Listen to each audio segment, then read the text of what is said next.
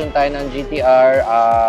Never tuned before, fresh pa. Install sila ng full exhaust, Army Tricks, and intake pipe. Nag-baseline tayo, nakakuha tayo ng 480 horsepower and 470 torque. So ngayon nag-tune na tayo and let's see, compare natin later against the baseline.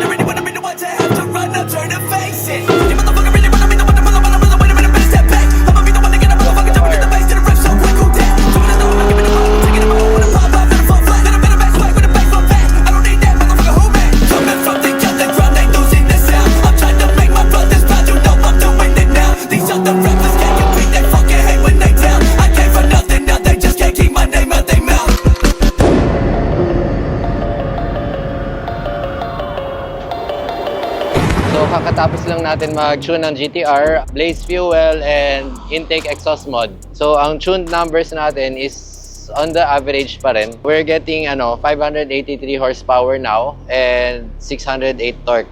Makikita nyo horsepower and torque both nag-increase ng 100 plus on the peak numbers, and gains natin everywhere in the power band mula start to finish. So, makikita lang nyo dito, medyo mas late lang nag-start yung run, kaya medyo mas mababa dito sa 2.5. Pero, if you follow the graph, ano naman siya, gain siya everywhere. So, that's it. Tapos na tayo dito sa GTR tuning.